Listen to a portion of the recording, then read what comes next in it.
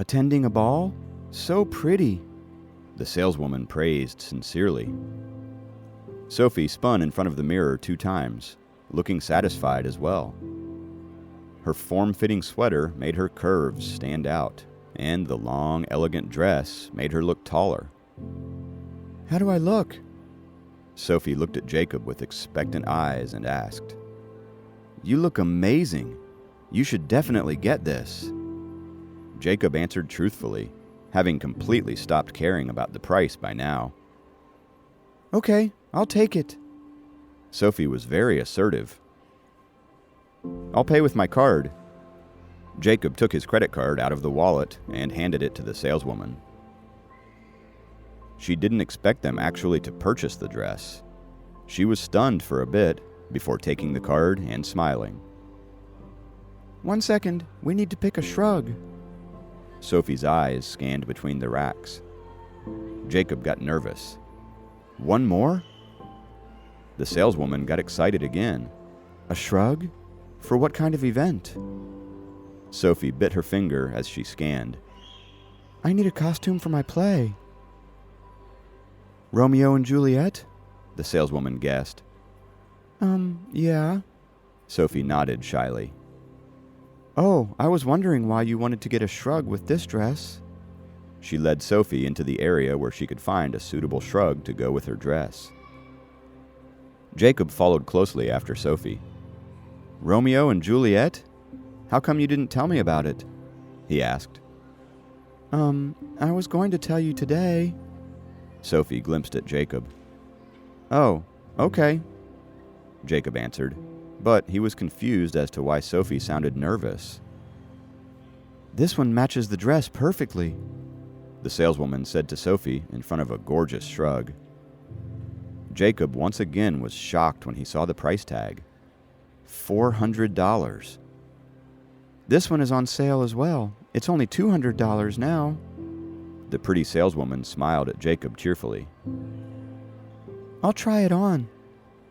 Sophie wasn't worried about the money at all. She grabbed the shrug and walked to the fitting room. Soon enough, when Sophie got out of the fitting room in the shrug, her entire look had changed with the addition of the shrug, as it complemented her dress beautifully. The dress looked a little more from the olden times now, which is what she was going for. So pretty. The saleswoman slipped in the compliment. She was even more eager to please Sophie now that she knew they were actually going to buy it and weren't just wasting her time. Sophie just gave her a small smile in response to the comment before turning back to Jacob and raising her eyebrows at him in question. Looks good, but I don't think that this is very accurate according to the Shakespearean era, Jacob pointed out. Sophie rolled her eyes at him and turned back to the mirror as she spoke. I know that, but I don't want to get a heavy corset gown or something that I'll never be able to wear again. Anyway, it's a high school play. I don't think anyone will mind too much. This is as close as I'm going. Okay. Jacob chuckled at her reasoning. Meanwhile, the saleswoman stared at Sophie's sneakers and said, It seems like we haven't got a pair of matching shoes yet. Why don't you get a pair of pretty white high heels? It would look so beautiful on you, and will cost you only $300 after a discount. Sophie looked at Jacob and thought for a bit before she said to her, It's okay. This is good enough for now. I'll go get changed while you wrap it up for me. After a couple of minutes, she got out of the fitting room in her original outfit. Jacob personally would never have spent that much money on clothes, but he didn't mind it because he was looking at this as Sophie's birthday gift, and the Dragon Princess of North Atlantic deserved an expensive gift. After taking care of the bill, Sophie grabbed her bags, held onto his arm, and left the high-end store on the top floor of the mall, a store whose name Jacob had never even heard of before. Hey, when is your play? Jacob pulled on her hand a little to slow her down. Tuesday evening, Sophie said lightly. Next week? Jacob asked. Yeah, Sophie said slowly as she stared into Jacob's eyes. Can I come and watch? Jacob inquired again. Oh, I didn't think you'd want to come to a high school play. But, of course, you can come if you want." Sophie answered while averting her eyes as she walked in front with one hand lightly dragging Jacob. Jacob looked at her as she walked. He now understood why she sounded nervous about telling him before. He knew that she was too shy to invite him to see her play. However, she secretly wanted him to come, so she brought him along to shop for stage costumes. It was just a different way of delivering the message. Sophie sure wouldn't spend other people's money randomly. She only took the allowance from her uncle.